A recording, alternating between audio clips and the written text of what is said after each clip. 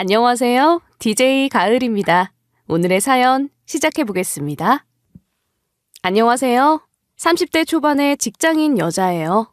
얼마 전에 2년 반을 만난 남자친구와 상견례까지 했다가 예비시모의 어이없는 행동으로 결혼을 엎은 일이 있어 사연을 보내요. 저랑 남자친구는 대학 때는 그냥 동기였어요. 별로 친한 사이도 아니었죠. 그러다 회사에 들어가서 지내던 중에 동문회에서 다시 만나 연애를 하게 된 사이였어요. 우리는 친하지도 않은 친구였다가 연애까지 하게 된 커플이었어요. 신기하게 다시 이어진 만남이었기에 서로가 더욱 특별하게 느껴졌던 것 같아요. 남자친구와 저는 성향도 잘 맞아서 2년 반 동안 연애를 하다가 자연스레 결혼 얘기가 나왔어요. 남자친구의 어머니는 꽤 규모 있는 한정식 식당을 운영하셨고 남자친구의 아버지는 그 식당의 매니저로 일하고 계신다고 하더라고요. 장사는 잘 되는 편이라 경제적으로 부족해 보이지는 않았어요. 나도 시간 나면 어머님이 하시는 식당에 가보면 안 돼? 나도 한정식 되게 좋아하는데. 거기 예약 없으면 자리도 없다고 하더라. 아무리 우리라도 미리 3일 전에는 얘기를 해야 할 거야. 와, 장사 정말 잘 되나 보다. 어머님도 뵙고 아버님도 뵙고 싶어. 나중에 꼭 갈래. 저희 엄마는 혼자였어요. 아버지가 저 어릴 때 돌아가셨거든요. 하지만 저희 엄마 완전 여장부 스타일의 배포도 커서 돈도 잘 벌었어요. 엄마는 헌 건물을 사다가 새 건물을 지어서 더 높은 값에 파는 걸 했는데 엄마는 이 분야에서 능력이 꽤 좋았어요. 그래서 저는 자라는 동안 돈으로는 부족한 게 없었어요. 오히려 누구보다 부유한 어린 시절을 보낼 수 있었죠. 그래서 구김살 없이 자랄 수 있어 엄마한테 항상 감사했죠. 그러다 어느 날 남자친구의 부모님이 하시는 식당에 가게 되었어요. 너희 어머니는 혼자시라며? 언제부터 혼자셨던 거야? 아버지랑 이혼하셨니? 남자친구의 어머니는 저를 보자마자 안타깝다는 얼굴로 말씀하시더라고요. 그분이 보기에는 혼자서 아이를 키운 엄마와 아버지 없이 자란 제가 안타깝게 보이기만 했나 봐요. 아니요, 저희 아버지는 제가 어릴 때 돌아가셨어요. 근데 엄마가 워낙 여장부라 아버지 빈자리는 크게 느끼진 않았어요. 어머니는 직장에 다니셔? 매일 직장 다니시느라 바쁘시니? 아니요, 직장을 다니시지는 않고 일이 있을 때만 나가셔서 많이 바쁘진 않아요. 어머나, 어떻게 너를 혼자 키우셨대. 혼자서 너무 힘드셨겠다. 더 먹어라. 음식은 많이 있으니까 먹고 싶은 만큼 먹어. 직장도 다니지 않는다는 말에 예비시모는 더 자세히 묻지는 않더라고요. 저희 엄마가 직장도 없이 겨우 돈을 벌면서 그저 당연히 어렵게만 살았을 거라고 생각하시는 것 같았어요. 제가 제대로 밥도 못 먹고 산다고 생각했는지 음식을 산더미까지 쌓아서 주시는데 감사하기도 하고 조금 기분이 묘하더라고요. 내가 그렇게 불쌍한 사람은 아닌데 과하게 동정받는 느낌이었거든요. 그래도 네가 직장을 다니고 있어서 너의 어머님이 너무 좋아하셨겠다. 너는 그래도 번듯한 직장도 있고 월급도 받잖아. 아휴, 그래도 안타깝다. 안타까워하실 정도는 아니에요. 그래도 엄마랑 저랑 사는 데는 문제 없었어요. 예비 시모는 우리 엄마가 돈을 얼마나 잘 버는지 몰랐기에 매번 저를 보면 안타깝다고 하는데 거기다 대고 아니라고 우리 집은 부유하다고 말하기도 참 애매하더라고요. 굳이 묻지도 않았는데 저희 집 잘 살아요 라고 말하기는 좀 그렇잖아요. 묻지도 않은 것에 대해서 말하기도 애매하더라고요. 살만하긴 말이야 쉽지. 어디 너나 네 어머님이나 편하게 살 수 있었겠니? 그래도 네가 삐뚤어지지 않고 잘 자란 게 어디야. 그 정도는 아닌데 엄마랑 저는 그래도 남부러워하면서 살지는 않았어요. 네가 생각이 반듯해서 그런 거야. 아이고, 너도 참 안 됐다. 내가 용돈 좀 주고 싶은데. 아니요, 용돈 주지 마세요. 저 정말로 사는데 전혀 문제 없고 잘 지내요. 안타까워서 용돈 주시는 거라면 저 정말 못 받아요. 어려워하지 말고 그냥 받아. 어른이 주시는 거 못 받겠다고 하는 것도 예의가 없는 거야. 저에게 자꾸만 안 됐다고 하는 어머님을 볼 때마다 뭔가 말을 해야 할 것 같았지만 남부러하면서 잘하지 않았다는 말 외에는 할 수 있는 말이 없었죠. 남자친구의 어머니는 편부모 밑에서 자라면 무조건 생활이 어려울 거라는 편견을 갖고 있는 것 같았어요. 그런 제가 안타깝기만 한지 용돈까지 챙겨주시더라고요. 어쨌든 그렇게 지내다가 남자친구의 누나가 결혼을 한다고 하더라고요. 저도 남자친구와 결혼을 할 거라고 믿고 있었던 시기였기에 결혼식에 갈 생각이었어요. 네 나이에 명품으로 너무 치장을 하는 것도 보기 안 좋긴 하지만 결혼식 같은 날에는 잘 챙겨 입는 것도 예의야. 엄마는 남자친구의 누나의 결혼식이라는 말에 저보다 더 신경을 쓰는 것 같더라고요. 엄마의 말도 맞다고 생각해서 평소에는 수수하게 다니는 편이지만 그날은 신경 써서 옷을 입고 결혼식에 갔어요. 엄마가 중요한 날에 입으라고 사주신 명품 옷과 명품 가방, 명품 신발이 그래도 여럿 있었거든요. 너 그 가방은 빌린 거니? 구두하고 옷도 이거 명품 아니니? 어디서 났어? 결혼식 온다고 친구한테 빌렸어? 예비 시모가 눈이 동그래져서 묻더라고요. 일반 직장인으로서는 꿈도 못 꿀 명품 중에 명품들이긴 했어요. 그런데 어쩌겠어요. 저희 엄마가 명품을 워낙 잘 사주시는 걸요. 아마 결혼식장 온 사람들 중에 제가 든 가방이 제일 비쌌을 거예요. 조금 멋쩍긴 하더라고요. 아니요, 엄마가 사주신 거예요. 제 월급으로는 솔직히 사기 힘든 거라 엄마가 자주 사주세요. 아니, 너희 어머님이 무슨 돈이 있으시다고 이렇게 비싼 걸 사주셨어? 이거 진짜는 맞니? 예비 시모는 믿을 수 없다는 눈치였죠. 저는 이제야 제대로 말할 수 있다는 생각이 들었어요. 엄마가 돈 걱정은 크게 안 하시는 편이에요. 엄마가 경제적으로 여유가 있는 편이에요. 그런 얘기는 없었잖아. 어떻게 그런 얘기는 하지도 않고 까맣게 속였어? 속이려던 건 아니고 물어보신 적도 없는데 제가 먼저 나서서 말하기가 좀 그랬어요. 속였다는 말을 들으니 억울하더라고요. 정확히는 제가 속인 게 아니라 어머님이 잘못 판단을 하셨던 건데 그게 속였다는 말까지 들을 일인지 황당했어요. 그러니? 난 너희 엄마가 혼자서 널 키우셨다고 해서 그저 어려운 줄만 알았지. 저희 집이 부유하다는 말을 들은 어머님의 반응이 어쩐지 떨떠름해 보이더라고요. 제가 속였다고 생각한 것 같았지만 저는 말을 하지 않았을 뿐이지 속인 건 아니었죠. 물론 어머님은 그렇게 생각하는 것 같지는 않았지만요. 넌 사진은 안 찍을 거지? 아직 사진 찍기는 좀 너무 이른 거 알지? 아, 네. 저는 저쪽에서 기다릴게요. 어머님 어서 사진 찍으세요. 나 기다릴 필요 없으니까 밥 먹고 가라. 나중에 보자. 예비 시모의 반응이 묘하게 쌀쌀맞게 느껴졌어요. 그때는 크게 신경 쓰지 않았죠. 단지 자신이 잘못 생각한 것이 무안했나 보다 생각했어요. 저희 엄마가 부유하다는 것이 어머님께 큰 잘못을 저지른 건 아니니까요. 그리고 몇 주가 지나서 저랑 남자친구도 슬슬 결혼에 대한 얘기를 구체적으로 하게 되었어요. 상견례에 대해서 상의하기 위해 남자친구와 저는 남자친구 부모님의 식당을 찾아갔어요. 왔니? 오늘은 좀 바쁜데 무슨 일로 왔니? 이번에는 돈 내고 밥 먹으려고 왔니? 식사 때문에 온 건 아니고요.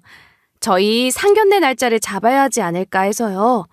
어머님은 어떻게 생각하세요?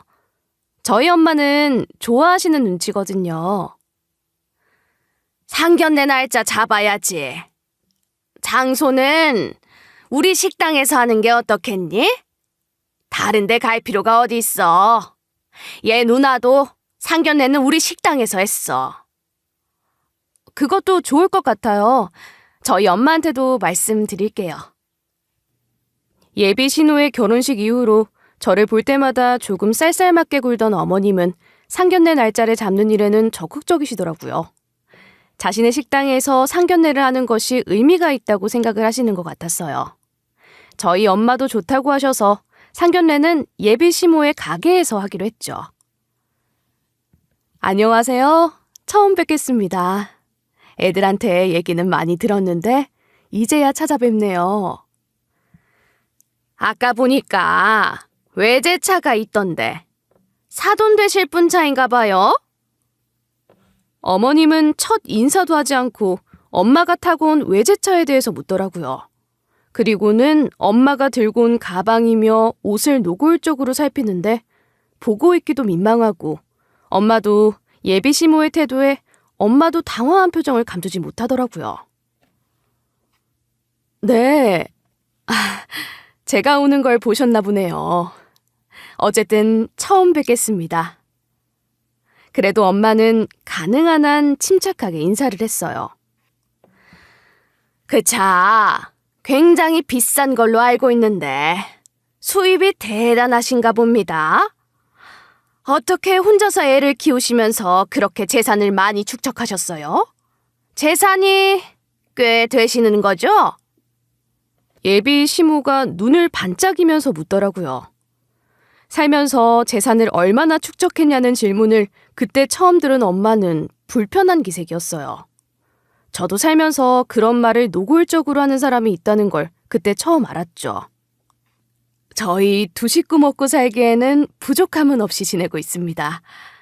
애 아버지가 일찍 돌아가셔서 빈자리 크게 느껴지지 않도록 노력 많이 해서 가르쳤습니다. 그래도 부족함이 많겠지만 너그럽게 봐주셨으면 합니다. 대체 어떤 일을 하시는 건가요? 듣자하니 따로 직장을 다니시는 것도 아닌 것 같던데. 예비 시모는 엄마의 말에는 관심이 없었죠. 남자친구와 저에 대해서도 얘기할 생각이 없어 보였어요. 처음부터 뭔가 삐걱인다는 느낌이 들더라고요. 그 순간 저에게 집 잘 산다는 말을 왜 안 하고 까맣게 속였냐던 예비 시모의 말이 떠오르더라고요. 그에 대한 복수라도 하려는가 하는 생각이 들더라고요. 개인적인 사업을 하고 있습니다. 그나저나 여기는 음식이 참 정갈하고 맛도 좋네요. 솔직히 제가 처음에 왔을 때 먹을 때보다 음식이 너무 소소하게 나와서 저는 좀 의아해하고 있었어요. 제가 처음에 식당에 찾아왔을 때는 음식을 푸짐하고 넉넉하게 내주시더니 어떻게 상견례 자리에는 그렇게 허접하게 창을 사렸나 좀 이상하게 보였거든요. 음식도 성의 없어 보였지만 더 이해할 수 없는 건 예비 시모의 태도였어요. 예비 시모는 집요하게 엄마의 수입과 엄마의 일에 대해 물었고 엄마는 그런 예비 시모의 질문을 적당히 받아주면서 상견례가 시작이 되었어요. 옆에서 보는 저는 괜히 불안했죠. 집은 분명 자가일 것 같고 왠지 집은 몇 채도 갖고 계시지도 모르겠네요. 아니면 건물이라도 갖고 계신 건가? 혹시 그러세요? 아니면 뭐 큰 사업이라도 하시는 건가요? 이번엔 궁금해서 묻는 게 아니라 조금은 비아냥이 섞인 말을 하더라고요. 너희가 그 정도로 부자는 아니잖아 하는 투였다고 해야 할까요? 그런 식이었어요. 뭐 적당히 살아가고 있습니다. 근데 애들이 학생 때는 그리 친한 사이가 아니었다고 하더라고요. 회사 다니면서 동문회 갔다가 연애를 시작했다는데 인연이라는 게 참 신기한 것 같네요. 신기하죠. 저는 그저 사돈 되실 분이 혼자서 애를 키우셨다고 하길래 힘든 환경인 줄 알았는데 글쎄 나중에 알게 된 게 전혀 제가 걱정할 필요가 없는 상황이었더라고요. 넉넉한 집안일 거라곤 상상도 못했는데 나중에 알게 되고 깜짝 놀란 거 있죠. 조금은 속은 느낌도 들었어요. 재산이 대체 얼마나 되시는 거예요? 하나뿐이라고는 해도 딸에게 명품을 그리 많이 사주실 정도면 저는 얼마나 부유하신지 상상이 안 됩니다. 상견례자의 주인공은 저와 남자친구가 아닌 엄마였죠. 시모가 그런 분위기를 만들었어요. 엄마는 처음에는 당황했지만 점점 더 불쾌하시는 것을 저는 느낄 수 있었어요. 저에 대해서는 차차 알아가셔도 충분할 것 같습니다. 애들 얘기를 하고 싶은데요. 에이, 그래도 사돈 되실 집이 얼마나 부자인지는 저도 알아야 하지 않겠습니까? 크게 중요한 문제는 아닙니다. 아이들 결혼하는데 도움을 줄 정도는 되니 너무 염려하시지 않으셔도 될 것 같습니다. 재산이 얼마나 되는지 엄마가 뚜렷하게 얘기를 하지 않으니 예비 시모는 조금 약이 오른 듯 보였어요. 하지만 제 눈엔 상견례 자리에서 재산에 대해 묻는 것이 더 큰 실수로 보였죠. 들어올 때 보니까 식당이 굉장히 넓고 좋네요. 사돈 되실 분들이 하시는 식당에서 뵙게 되니 더 의미 있게 느껴집니다. 제가 계속 돈 얘기를 하는 건 실은 저희가 한정식집을 크게 하고는 있지만 그렇다고 여유로운 집안은 아니라서 그럽니다.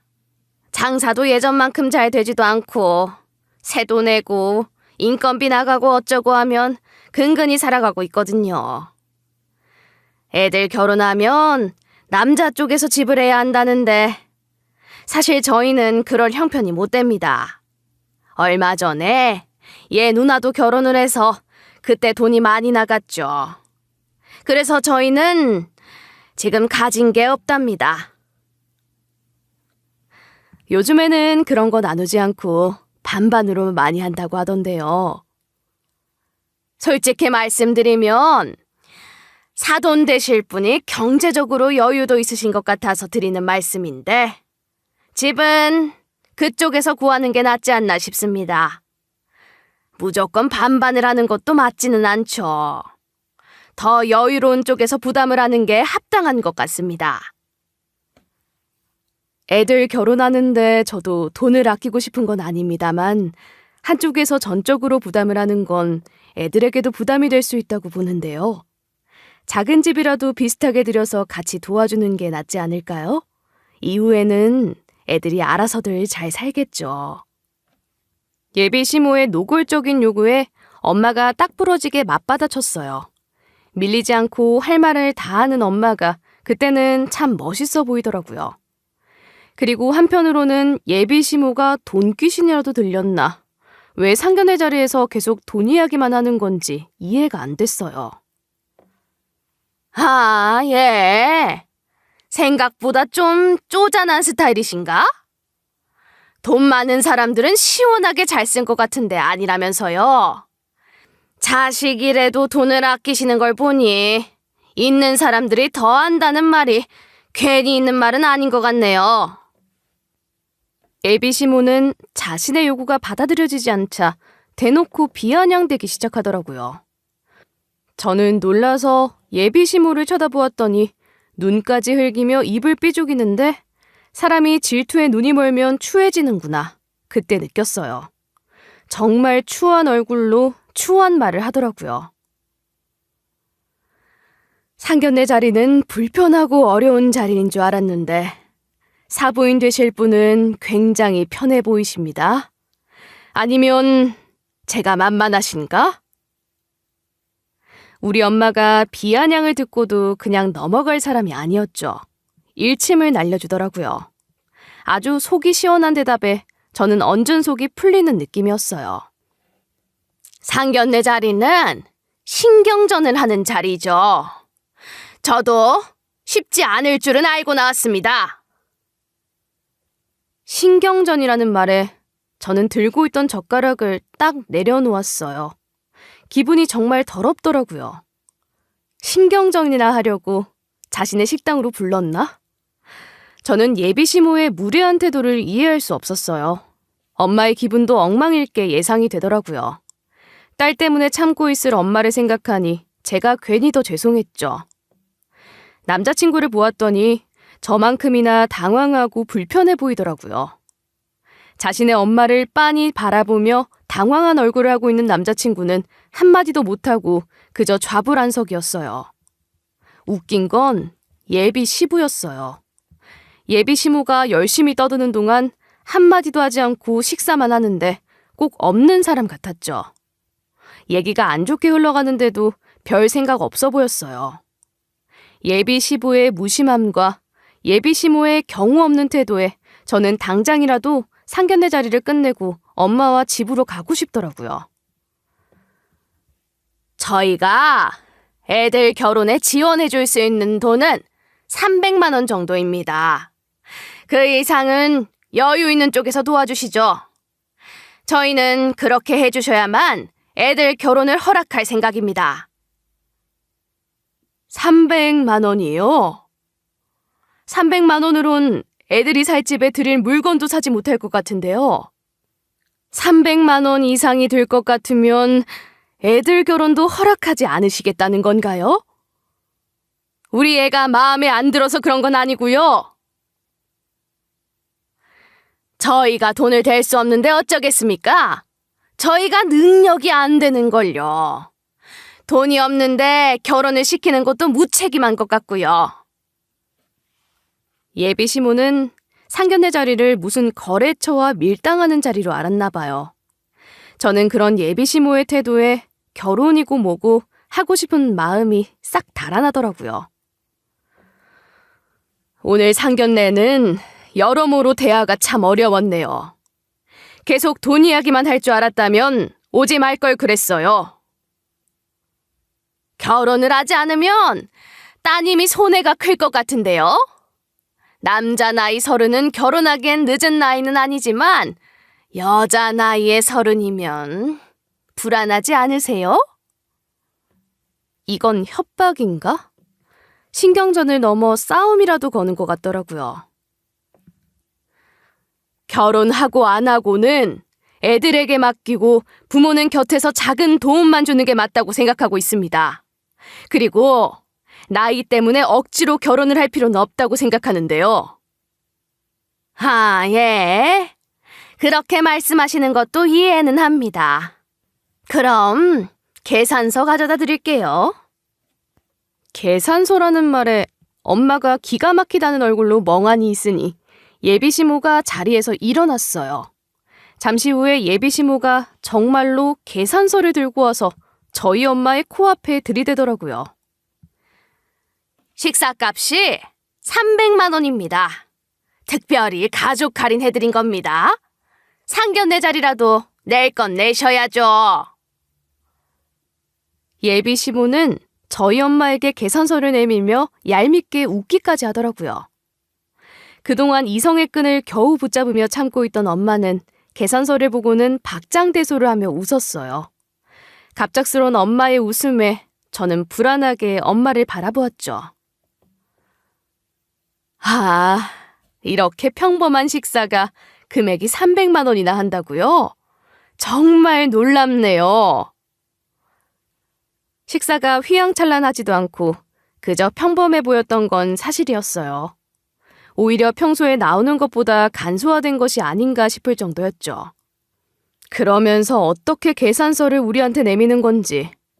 황당한데 바가지까지 씌워서 300만 원을 받으려 한 게 너무 어이가 없긴 했어요. 결혼 비용으로 300만 원을 내겠다더니 그 비용도 우리 엄마한테 받으려고 했다는 게 상식 이하라고 느껴졌죠. 이게 대체 무슨 짓인가 하는 생각이 들더라고요. 비싸서 놀라셨어요? 이렇게 비싼 음식은 못 드셔봤나 봐요. 그래도 사돈 깨는 특별한 금액으로 할인해드린 거예요. 여유 있는 집안인 줄 알았는데 그 정도는 아닌가 봐요. 역시 300만 원은 무리죠? 내가 마음에 안 들어서 돌려서 말하는 건가? 저는 머릿속이 복잡했어요. 남자친구도 부끄러웠는지 얼굴을 들지 못하더라고요. 엄마는 또 한 번 박장대소를 했고 엄마의 웃음에 분위기는 순식간에 싸해졌어요. 예비시모도 당황한 얼굴로 엄마를 바라보더라고요. 엄마의 웃음에 거기 있던 사람들 모두가 굳은 얼굴로 멍하니 있을 뿐이었죠. 여기 식당 주소가 어떻게 되는지 좀 알려주시겠어요? 한참 동안 웃던 엄마가 갑자기 예비시모를 향해 건물 주소를 묻더라고요. 계좌이체를 하실 거면 계좌번호를 알려드리면 될 것 같은데요? 아니면 카드로 결제하셔도 되는데요. 예비시모는 여전히 음식값 300만 원 생각밖에 없는 것 같았어요. 주소나 부르세요. 그럴 일이 있으니까 어서요. 엄마는 여전히 웃고 있었지만 뭔가 다른 생각이 있는 듯 보였죠. 엄마의 강압적인 말투에 예비시모가 당황한 게 보이더라고요. 그때 제가 얼마나 불안했는지 몰라요. 서울시 고산구 고산동 고사로 5-12 1층이요. 근데 주소는 왜 물으시는 거예요? 예비시모는 어리둥절한 얼굴을 하고도 묻는 대로 주소를 알려주더라고요. 엄마는 항상 갖고 다니는 수첩에 건물 주소를 정성껏 받아 적었어요. 그리고는 전화를 걸더라고요. 엄마가 가진 건물들이 한두 개가 아니라서 건물을 관리해주는 매니저 아저씨가 한 분 계시거든요. 건물을 사고 팔거나 건물 관련해서 문제가 생기면 중간에서 해결하는 아저씨였어요. 저도 잘 아는 분이었죠. 그런데 엄마가 그분에게 전화를 건 거였어요. 김 실장, 내가 주소 하나 보낼 건데 여기 건물 살 방법 좀 알아봐줘요. 여기가 장사가 워낙 잘 되는 것 같으니까 이 건물 사서 우리 세 좀 제대로 받아야겠어. 가능한 한 빨리 알아봐줘요. 당장 사버릴 거니까. 엄마의 통화 내용을 들은 시모의 얼굴이 하얗게 질리더라고요. 이 건물을 사신다고요? 아니, 왜 이 건물을 사시려는지 저는 이유를 모르겠네요. 그리고 이 건물이 얼마나 비싼 건물인데요. 못 살 거 있나요? 내 전문이 건물 사는 건데. 사돈이 음식점으로도 돈도 잘 버시는 것 같으니까 세 좀 많이 받아도 되죠? 계산서 받아보니 평범한 식사에 300만 원이나 받으시잖아요. 계속 앓는 소리를 하시지만 실은 많이 남기실 것 같은데.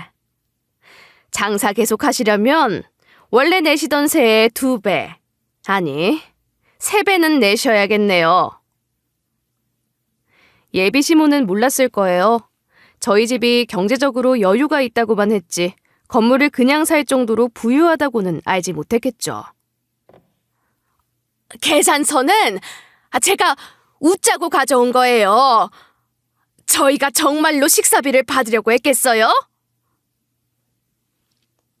계속 비아냥대고 말도 안 되는 소리만 하던 예비시모의 얼굴이 비열하게 굽신대더라고요.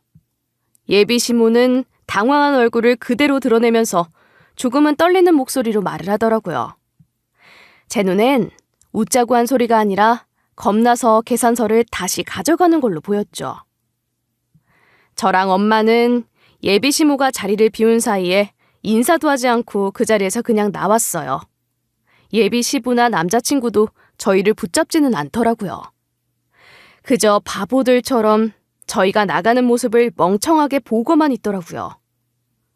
그 자리를 박차고 나가면서 조금도 아쉬운 생각이 들지 않았어요. 상견례는 완전히 망친 거나 다름없었죠. 그리고 망친 건 남자친구의 어머니였고요. 아무래도 결혼은 다시 생각해봐야 할 것 같아.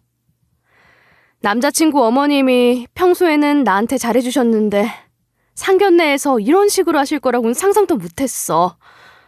결혼하면 더 하겠지? 네 결혼인데 내가 이래라 저래라는 못하겠지만 아무리 생각해도 이해가 안 되는 게 한두 가지가 아니야. 근데 왜 네 남자친구는 한마디도 안 한다니? 바깥 사돈될 사람도 아무 말도 안 하고 있고 말이야. 그것도 실망이었어. 결혼하면 남편이 시어머니랑 와이프 사이에서 중재를 잘해야 한다던데 그런 역할도 제대로 못할 것 같아. 결혼하는 게 잘하는 건지 모르겠어. 아유, 정말 피곤하다. 좋은 마음으로 상견례 갔다가 이게 무슨 봉변이야. 엄마, 근데 정말로 그 건물 살 거야? 아까 김 실장 아저씨한테 전화했었잖아. 사기는 뭘 사. 나는 그 집이랑 엮이는 건 싫다. 하도 괘씸해서 엄마가 욱해서 그랬어. 그렇게까지 나서서 그 집 괴롭히면서 인연 깊게 만들기 싫어. 나도 엄마가 그러진 않았으면 좋겠어. 근데 사고도 남는 건 사실이니까 혹시 몰라서 물었지. 저는 남자친구와 결혼하는 문제에 대해서 하루 종일 생각했어요. 아무래도 이렇게는 안 되겠다 싶더라고요. 아까 많이 당황했지? 어머님도 기분 안 좋아하셨을 것 같은데 나도 당황스럽더라. 엄마한테 그런 모습이 있는지 오늘 처음 알았어. 엄마도 후회하고 있어. 기분 풀어. 계산서 내민 건 장난이었다고 전해달래. 장난이라고? 어떻게 그런 일을 하시고 장난이라는 말로 퉁칠 수가 있어?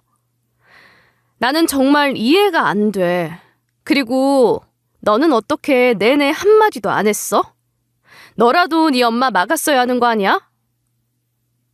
어른들 얘기하시는데 내가 뭘 어떻게 끼어들어. 그냥 듣고 있는 수밖에 없었지. 그럼 너 나랑 결혼해서도 어머님이 터무니없는 거 요구하시면 그때도 어른이 하시는 말이니까 라고 하면서 그냥 듣고만 있을 거야? 결혼하면 다르겠지. 왜 그런 것까지 괜히 머리 복잡하게 생각하고 그래. 그냥 오늘 일은 적당히 넘어가자. 난 적당히는 못 넘어가겠어. 우리 서로 생각할 시간 좀 갖는 게 좋을 것 같아. 나는 이번 일로 엄마한테 너무 미안하고 결혼한다고 해도 앞으로가 걱정이 돼서 우리 각자 생각할 시간 좀 갖자.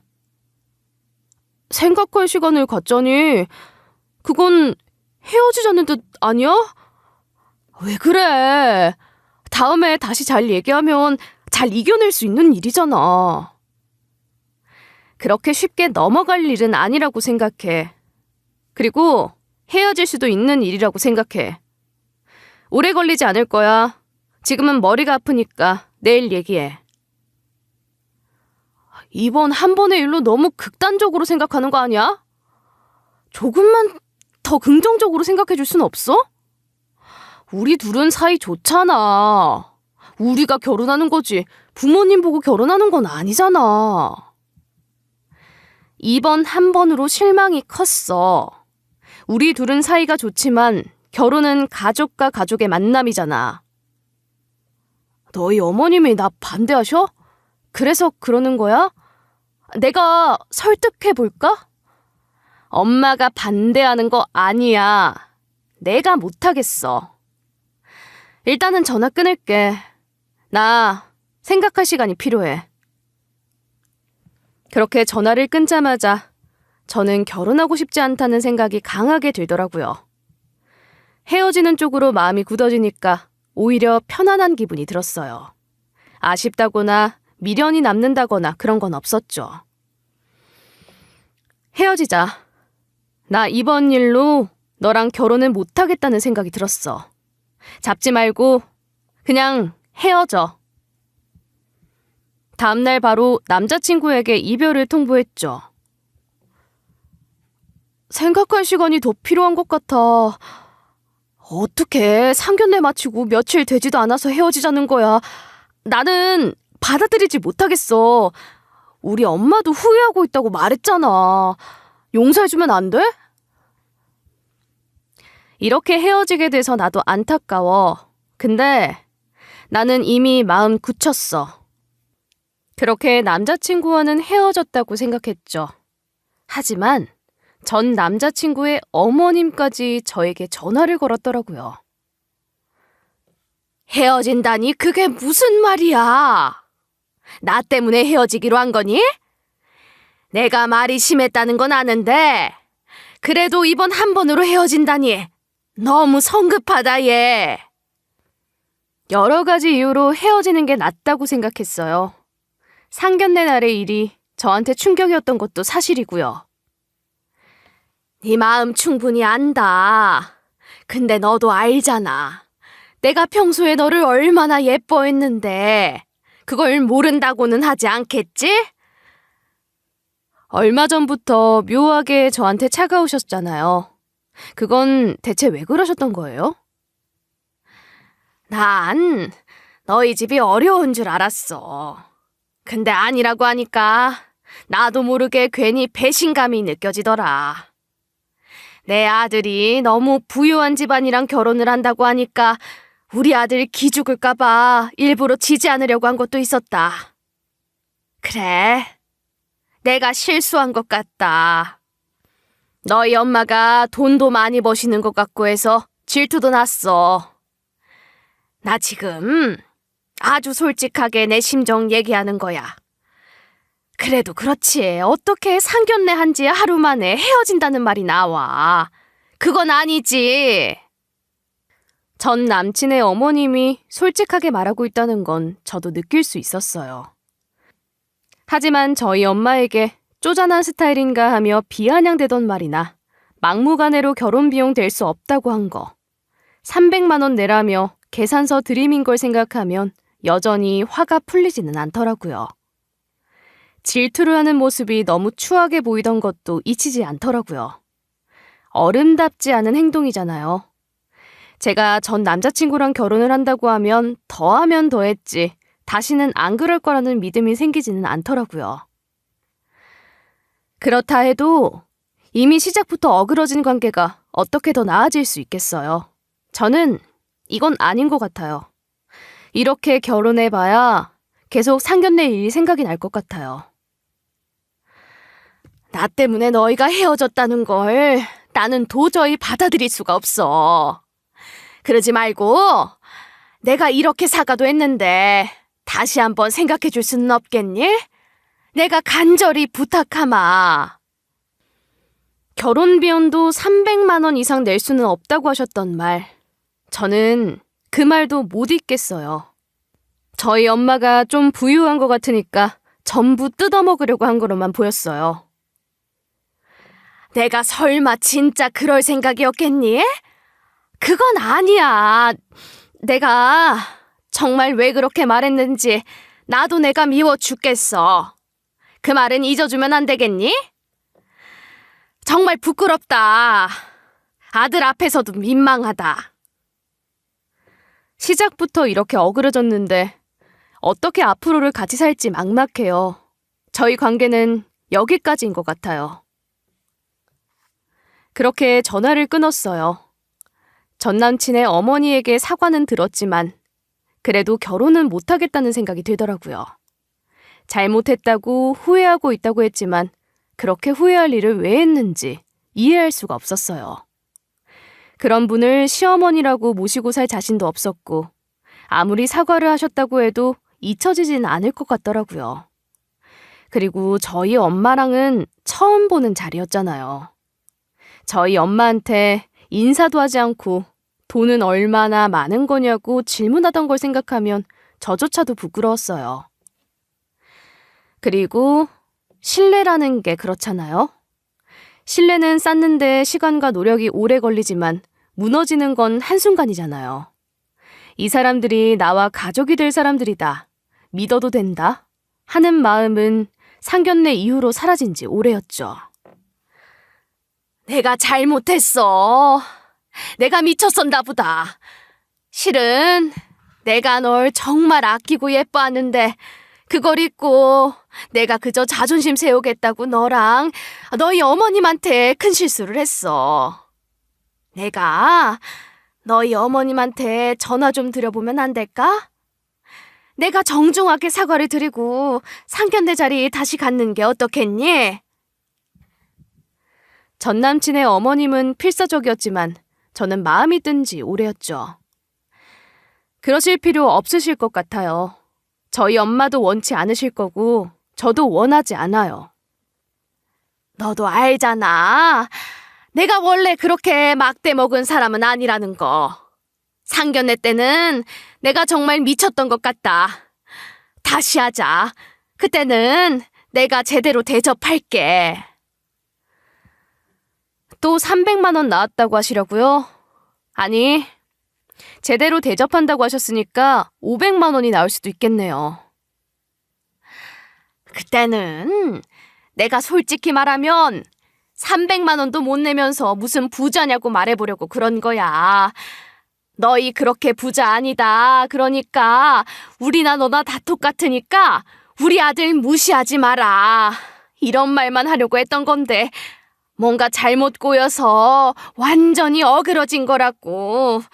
나도 억울해. 대체 어머님은 상견례 자리에서 왜 신경전을 하시려고 한 거예요? 저랑 엄마는 설레고 좋은 마음으로 갔다가 얼마나 당황스럽고 불쾌했는지 아세요? 그래, 내가 실수했다. 실수했어. 크게 잘못했어. 근데 너희 어머님이 정말로 우리 가게 건물 사신다니? 지금도 어머님은 그게 중요하신 거죠? 그래서 월세 많이 내야 할까봐 그거 걱정하시는 거죠? 솔직히 그것도 걱정이 된다. 내 잘못으로 가게도 못하게 되고 너희 결혼도 못하게 될까봐 다 겁이 나. 물론 너희 결혼하면 그 건물 사시는 게 더 좋지. 그럼 우리 월세도 할인해 주실 것 아니냐? 어머님, 저 남자친구랑 결혼 안 할 거예요. 이번에 어머님이랑 대화 나누면서 더 뚜렷하게 알게 되었어요. 결혼 안 하는 게 맞는 것 같아요. 너 정말 왜 그러니? 내가 전부 솔직하게 말했는데 내 얘기를 듣고도 그렇게 매정하게 할 거니? 내가 너희 결혼하면 정말 잘해줄게. 그러니까 나쁘게만 생각하지 말고 좋은 쪽으로 좀 생각해봐. 너도 나이가 30이 넘어가는데 파혼해봐. 그러면 앞으로 결혼하기가 쉽겠니? 네가 아무리 집안이 부유해도 파혼한 여자 좋다고 결혼하는 남자가 있겠어? 그런 거 안 무서워요. 그런 거 무서워서 결혼하는 게 더 무서운 일이죠. 그래, 네 말이 다 맞다. 네 말이 다 맞는데 나한테도 한 번만 기회를 줘라. 저 엄마한테 상견례 다시 한다는 말 죽어도 못해요. 솔직히 어머님이 저희 집 좀 사는 것 같다고 갑자기 태도 바꾸셨을 때부터 저를 믿게 보신 것도 다 알아요. 그래서 상견례 자리에서 저랑 저희 엄마한테 막무가내로 행동하신 거잖아요. 그래, 아니라곤 말 못한다. 하지만 그게 다는 아니야. 내가 너를 2년 반이나 보아왔잖니. 나도 너한테 정이 들었는데 이렇게 너희 둘이 헤어진다고 하면 내가 죄책감이 너무 클 것 같아. 나를 봐서라도 한 번만 다시 생각해보면 안 되겠니? 내가 잘못했다. 이렇게 용서를 빌게. 너희 어머님에게도 사과한다니까?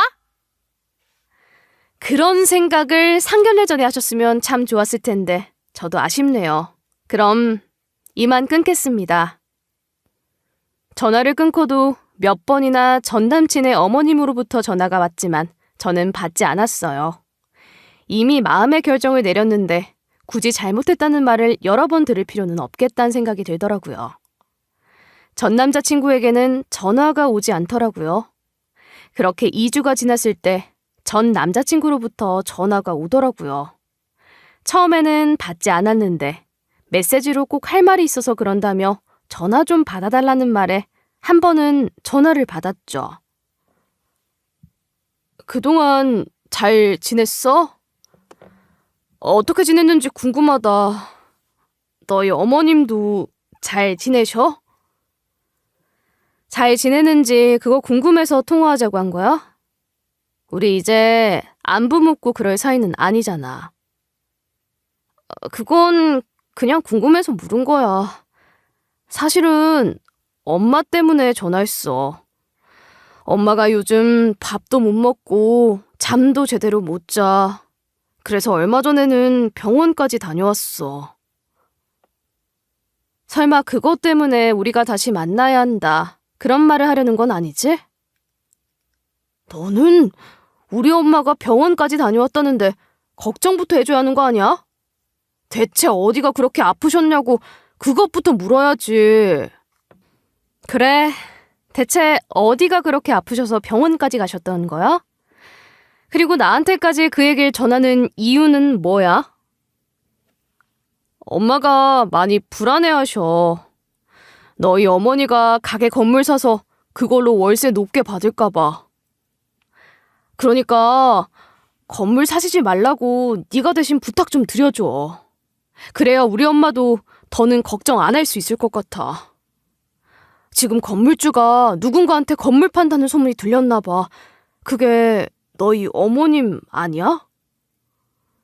전 남친의 말을 듣는데 기가 막히더라고요. 이런 일로 저에게 전화를 해서 부탁을 하는 전 남자친구도 찌질해 보이고 자기가 저지른 일에 대한 뒷일이 무서워서 밥도 못 먹고 잠도 못 자는 전 남친의 어머니도 그릇이 참 작다는 생각이 들더라고요. 우리 엄마랑은 관련 없는 일이야. 우리 엄마는 그렇게까지 해서 너희 집안이랑 엮이고 싶은 마음 없다고 내가 확답 들었어. 그러니까 괜히 걱정하지 마시라고 해. 확실해? 정말로 알고 말하는 거야? 그렇다고 해도 걱정이야. 새로운 건물주가 월세도 높게 받으면 어떡해. 그러면 우리 집 정말 힘들어질 거야. 식당 크기만 크지 정말로 여유로운 건 아니거든. 그것까지 나보고 어떻게 하라고? 그런 걱정까지 나보고 같이 하자는 거야? 그러면 이렇게 하는 게 어때? 너희 어머님이 우리 가게 건물 사시는 거야. 그리고 월세를 동일하게 받으시면 서로 손해 안 보고 좋잖아. 좋은 방법이라고 생각해낸 것 같았지만 제가 듣기엔 멍멍이 소리가 따로 없었죠. 그게 뭐가 좋은 방법이야? 우리 엄마가 굳이 왜 그래야 하는데? 너무 말 같지도 않은 부탁이라는 생각은 안 들어? 너희 어머님 입장에서는 그까짓 것 일도 아니잖아. 우리 결혼까지 하려던 사이야. 2년 반이나 만났는데 내가 그 정도 부탁도 못해? 2년 반이나 만난 건 맞지만 헤어진 사이인 건 잊었어? 어떻게 헤어진 사람한테 그런 부탁을 할 생각을 다 했어? 정말 이해가 안 된다. 너도 진짜 네 엄마처럼 돈이면 다야? 그럼 우리가 다시 만나는 건 어떻게 생각해? 우리 가족들은 아직도 너 많이 그리워하고 있어. 그리고 나도 너만한 여자 다시는 못 만날 것 같아서 지금도 많이 힘들어. 헤어지는 일이 쉽지는 않지. 하지만 상견례 자리에서 그런 일을 겪어도 다시 만날 정도로 힘들진 않아. 솔직히 이런 얘기를 하는 것도 너무 불편해. 너랑 다시 잘해볼 생각 같은 건 추워도 없어. 이제 다시는 연락하지 않았으면 좋겠다. 전 남자친구가 다시 만나자는 말이 이 건물 때문이라는 생각이 들어서 정말 정 떨어지더라고요. 마치 자기네 집안을 위해서 저를 이용이라도 하고 싶어 하는 것처럼 느껴졌거든요. 2년 반 동안 우리가 만난 건 전부 뭐였나 이런 생각이 들더라고요. 확실한 건 마지막을 더럽게 겪고 나니까 미련은 남지 않는다는 거였어요. 전 남자친구랑 제가 잘 맞는다고 느꼈던 것도 전부 저희 착각이라는 걸 알게 되었죠. 너 정말 마음 정리 다 한 거야? 엄마는 네가 만나던 남자애 다시 만난다고 하면 반대는 안 할 거야. 그러니까 내 눈치 보지 말고 다시 만나고 싶으면 만나. 나야 사돈 볼 일이 많겠니? 그냥 안 보고 살면 되니까 너는 결혼하고 싶으면 해. 엄마, 그런 말 하지도 마. 다시 만날 생각 전혀 없어. 그 뒤로도 나한테 전화해서 얼마나 말도 안 되는 소리를 했는지 알아? 나도 자세히 얘기하고 싶진 않지만 하여튼 진짜 아니야. 확실히 정 떨어졌어. 정말 좋은 사람 만나게 되는 거 아니면 다시는 누구 안 만나도 상관없어. 그러지 말고 차라리 결혼 정보업체 통해서 사람 만나보는 건 어때? 몰라. 나 지금은 그런 거 관심도 없어. 누구 만나고 싶다는 생각도 안 들어. 그냥 혼자 살래. 그러니까 너무 기대하지 말고 한번 해봐. 엄마는 네가 결혼 안 한다고 해도 이해는 하는데 네가 전에 받은 상처 때문에 아무도 안 만나겠다고 하는 건 싫어. 그냥 가벼운 마음으로 한번 만나봐. 나쁠 것도 없잖아. 가벼운 마음으로 그냥 소개팅이라고 생각해봤더니 굳이 싫다고 할 필요도 없겠더라고요. 그래서 하겠다고 했죠. 그렇게 요즘에는 정말로 가벼운 마음으로 소개팅을 하고 있어요. 세상엔 정말 많은 사람이 있더라고요. 직업이 좋은 사람도 있고, 재미난 사람도 있고, 말을 정말 침착하게 잘하는 사람도 있고, 전 남자친구보다 괜찮은 남자들을 많이 만나고 있어요. 하지만 아직은 이 사람이다 할 만큼 마음에 드는 사람은 없어요. 그래도 좋은 사람을 만날 수 있을 거라는 기대는 하고 있어요. 엄마의 말대로 전에 받은 상처 때문에 새로운 인연을 만나는 걸 피할 생각은 없거든요. 여기까지가 예비 시모가 상견례 자리에서 한 얼토당토하는 일 때문에 제가 결혼을 엎은 사연이에요. 그 일로 황당하긴 했지만 사람 하나는 제대로 걸은 것 같아요. 덕분에 결혼 정보업체에 등록도 해서 정말 저에게 맞는 사람을 찾기 위해 더 적극적으로 노력하게 되었으니 이것도 나름 의미가 있었다고 생각해요. 이 사연을 다 쓰고 나면 또 약속이 하나 있는데 조금 기대가 되네요. 들어주신 모든 분들 오늘 좋은 일 가득하시길 바랄게요.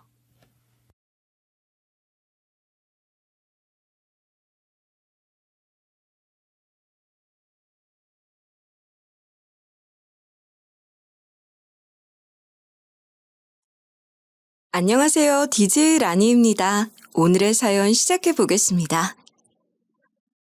안녕하세요. 저는 지금 나이 40에 재혼해서 잘 살고 있는 사람입니다. 요즘 같은 시대에는 옛날과는 참 다르게 저처럼 이혼하고 또 새로운 가정을 찾고 이런 일들이 참 많더라고요. 오죽하면 뉴스에서 이혼론 하겠다며 법원까지 이른 아침부터 줄을 서고 그러겠습니까? 그렇다면 그렇게 잘 살고 있다는 제가 왜 여기에 사연을 보내게 되었는지 참 궁금하진 않을까 그런 생각이 드실 텐데요.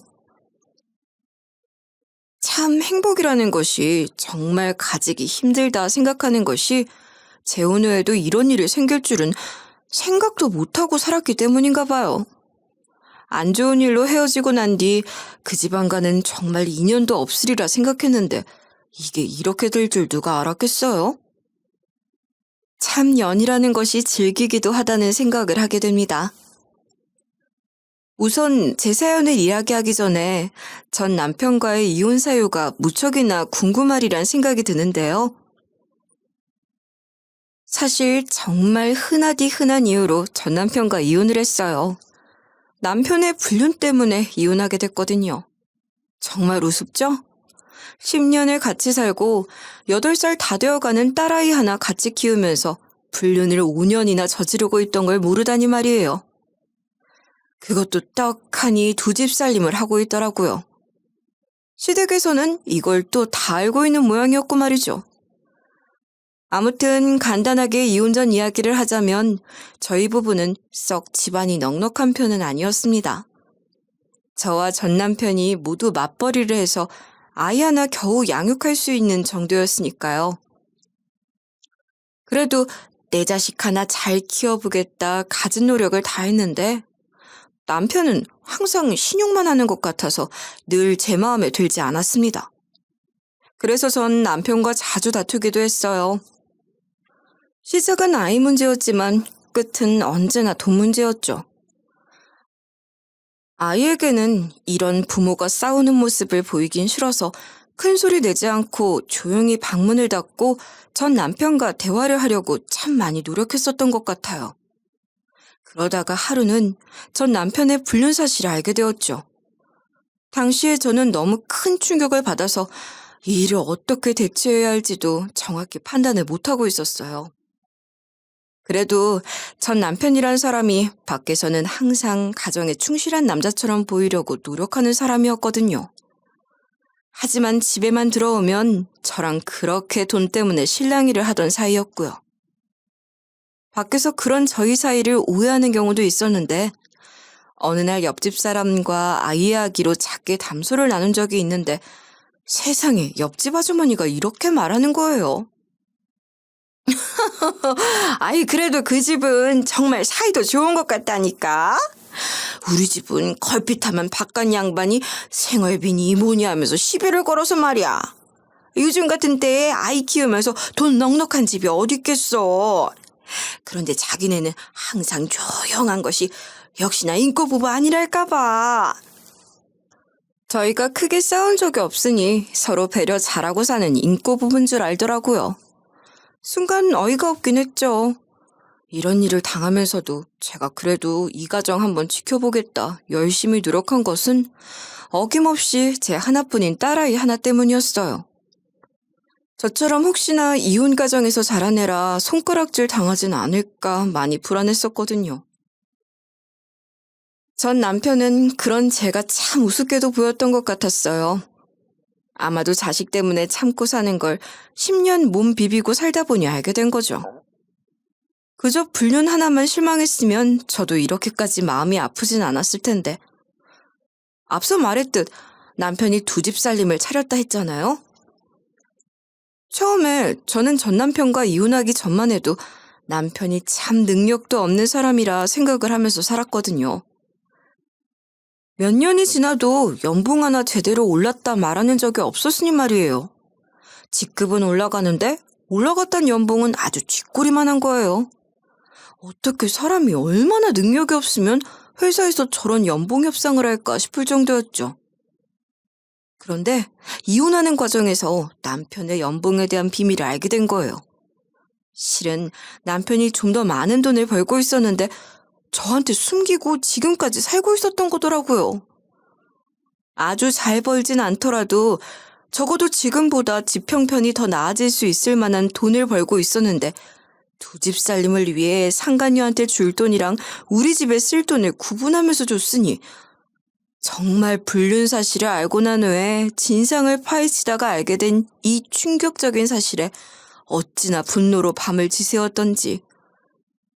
연봉이 너무 안 올라간다 생각하긴 했는데 이런 진실이 숨겨져 있을 줄은 누가 알았겠어요? 이야기가 조금 옆으로 새긴 했는데 아무튼 전 남편의 불륜을 알게 된 그날은 너무나 몸이 좋지 않아 일하던 가게 사장님께 이야기를 하고 집에 일찍 들어갔던 날이었어요. 거기서 충격적인 장면을 딱 마주치게 된 거죠. 세상에 남편이란 놈이 회사도 안 가고 집에서 웬 여자랑 안방에서 뒹굴고 있지 않겠어요? 너무 놀라 기절하지 않은 것만 해도 다행이었죠. 게다가 더 다행인 것은 놓을 뻔한 정신줄을 겨우 붙잡고 그 현장을 사진으로 남겼다는 사실이었어요. 그게 아니었다면 무사히 이혼도 못했을 겁니다. 전 남편은 처음엔 당황하더니 이내 제 면전을 두고 당당하게 이렇게 말하더라고요. 당신이란 사람이 평소에 얼마나 추라하게 다녔으면 내가 여자라는 매력도 못 느껴서 이러겠냐? 이 사람 좀 봐. 당신하고 다르게 얼마나 자기관리가 철저해 보여. 아무리 애가 있는 애 엄마라도 그렇지 자기관리 하나도 못해서 여자라고 부를 수나 있겠어? 뭐라고? 당신은 지금 애까지 딸린 유부남 주제에 떡하니 집 안방에서 바람을 피우고도 그딴 말이 입에서 나와? 나도 더 이상은 못 참아. 당장 이혼이야. 뭐, 이혼? 그래, 어디 한번 이혼해보던가. 당신은 항상 말만 번지르르. 결국엔 애 때문에 이혼 얘기도 쏙 들어갈 거면서 무슨... 내가 이런 일까지 참고 살아줄 것 같아? 이거 당신 집에도 다 알리고 애도 내가 친정에 데려가서 키울 거야. 그 잘나신 장모님이랑 퍽이나 잘 살겠다. 애 굶기지나 않으면 다행이지. 당신이 무슨 재주로 혼자서 애를 먹여 살리겠다고? 전 남편에게 아이 맡기지 못하겠다. 이혼하자 큰 소리를 했더니 저보고 능력도 없는 게 잘도 하겠다 하면서 저를 무시하더라고요. 지금 상황에 본인 잘못한 것은 반성하지도 않고 너무나 당당하게 굴어 시댁에도 알린다 했는데도 그 태도는 당당했습니다. 그래서 제가 이런 사실을 시댁에 알리고 이혼을 하겠다 난리를 피우니 시모도 전 남편과 아주 똑같은 반응을 하더라고요. 남자가 어쩌다 한번 여자랑 눈도 맞고 그럴 수도 있지. 사내 대장부가 밖에서 연애 한번 했다고 아주 못 잡아먹어서 난리니? 왜 이렇게 사소한 일로 사람 귀찮게 오라가라 그래?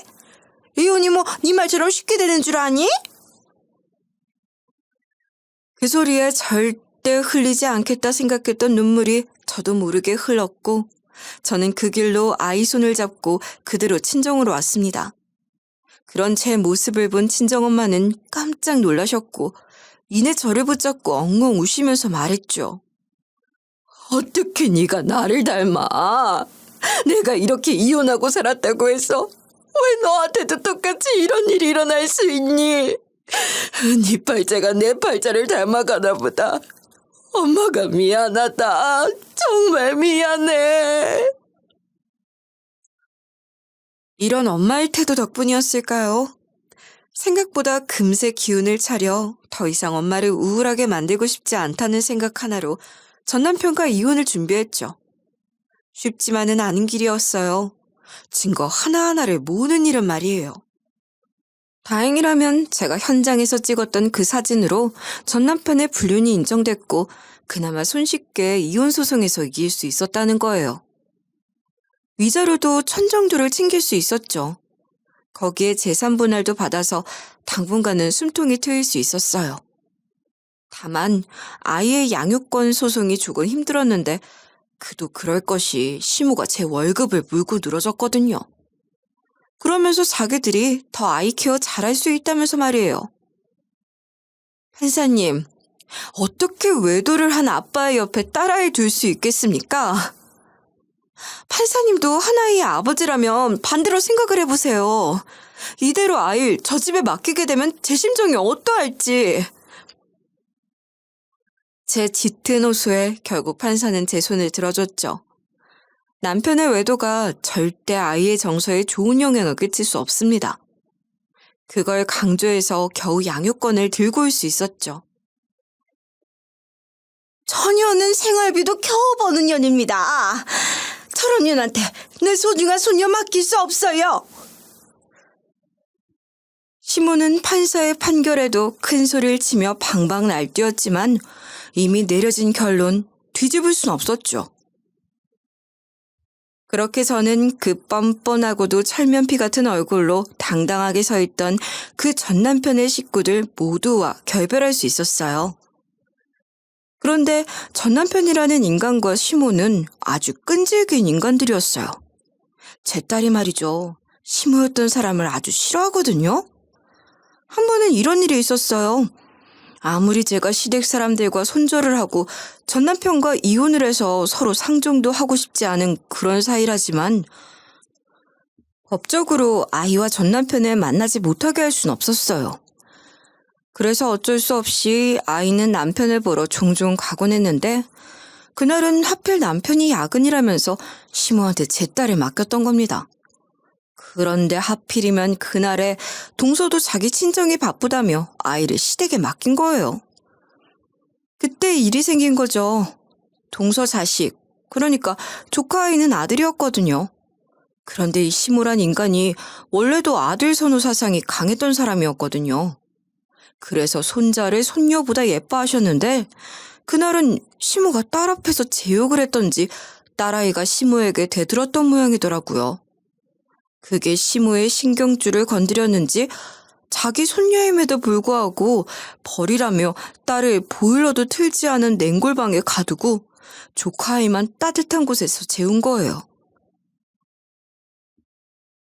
그렇게 제 눈에 넣어도 아프지 않을 제 딸아이는 그 추운 방 안에서 제가 퇴근하는 시간까지 내복바람으로 있어야 했죠. 전 그날이를 생각하면 아직도 천만다행이라 생각해요. 어른이야 감기 한 번 걸린다고 죽을 병은 아니지만 아이들은 그렇지 않다는 거 잘 아시잖아요. 딸아인 그때 일로 인해서 열이 펄펄 끓어서 폐렴 직전까지 갔고 전 그런 딸아이 간병으로 얼마나 전전긍긍하는 날을 보냈는지 모릅니다. 그런데 아이가 그때 일을 다 기억하고 있더라고요. 그렇겠죠. 아무렴 울면서 할머니를 찾으면서 문 열어달라던 아이였는데 그걸 무시하고 그 방 안에 불도 안 켜놓고 가둬놨으니 말이에요. 그런 주제에 시모와 전 남편은 뻔뻔하게도 제가 양육권을 들고 간 게 괘씸하다고 딸아이가 다니는 유치원 앞에서 시댁으로 데리고 가겠다며 선생님과 실랑이를 했답니다.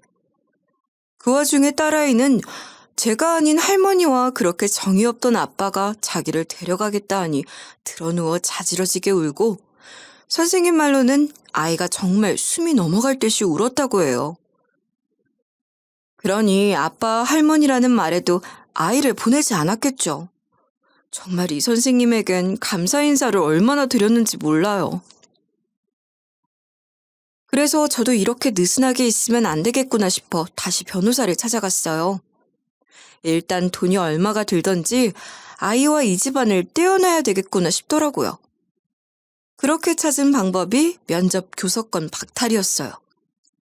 면접 교섭권 박탈에는 자녀의 의사가 매우 중요하기 때문에 이를 위해 딸아이의 힘도 조금 필요했지만 하루는 아이를 붙잡고 조용히 차근차근 이유를 설명하며 같이 노력하자 말을 했죠. 다행히 아이는 이해하기 어려웠을 텐데도 자기 아빠와 할머니 더 이상 안 봐도 된단 말에 열심히 힘을 내주더라고요. 그 결과 전 남편과 시모는 아이에게 더 이상 접근할 수 없다는 판결을 받았습니다. 남들은 1년 정도면 금방 한다는 이혼, 저는 우여곡절 끝에 면접 교섭권 박탈까지 시간이 좀 걸리게 되었네요. 그 뒤로는 한참을 아이를 위한 양육비를 벌기 위해 일만 붙잡고 다녔어요. 그러다가 전 남편과 이혼하고 2, 3년 정도 지났을 무렵이었을 거예요.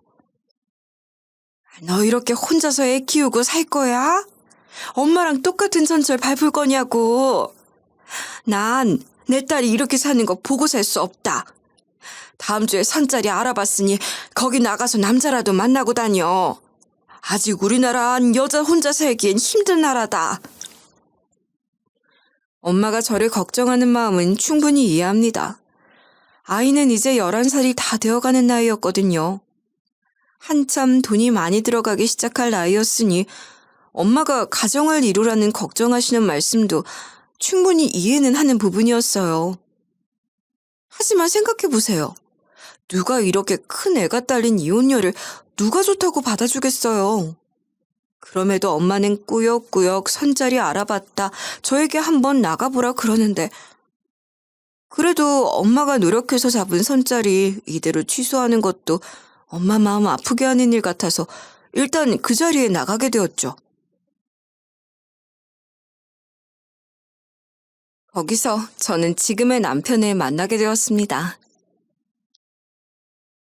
대충 이야기는 들었습니다. 초등학교 다니는 딸아이 하나 키우고 계신다고요? 너무 부담스러워하지 마세요. 사실 저도 한번 갔다 왔으니까요. 엄마는 제가 제 처지 때문에 사람을 못 만나나 싶어서 어떻게 수소문에 이 선자리를 잡은 것 같더라고요.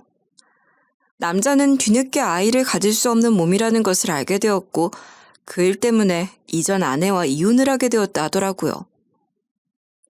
입양도 해보자 이야기를 했었는데 전에 같이 살던 사람이 싫다고 하더라고요. 제 나이도 이제 적은 편도 아니고 그냥 혼자 살려고 했는데 그러니까 그쪽 어머님이 제발 한 번만 선자리 나가달라 부탁을 하시더라고요. 그러셨군요. 그럼 저희 아이가 이제 11살이 된다는 이야기도 저희 어머니께 들으셨나요? 아이가 생각보다 성숙해서 우성 씨를 받아들이는데 시간이 제법 걸릴지도 몰라요. 전 괜찮습니다. 그 부분은 당연히 제가 노력해야 할 부분인데요, 뭘. 아이가 저를 거부하지 않아준다면 그것만으로도 저는 참 감사합니다. 그렇습니다. 남편은 사실 엄마가 다니던 작은 공장의 사장님이었어요. 꽤나 오랜 시간 그 공장에서 일을 하면서 남편을 봐온 엄마는 남편의 사정도 딱하고 제 사정도 딱했으니 둘이 만나서 살면 참 좋겠다 생각을 하셨다 하더라고요. 그렇게 만난 남편은 첫 만남과 같이 정말 좋은 사람이었습니다. 왜 전 아내가 이혼을 했는지 모를 정도로 말이에요. 예씨, 혹시 하고 싶은 일은 없어요? 아이 관련해서 말고요. 혹시나 하고 싶은 일이 생기면 꼭 저한테 말해주세요. 제가 최대한 희애씨 도와드리겠습니다. 아직 재혼 이야기도 나오기 전이었어요.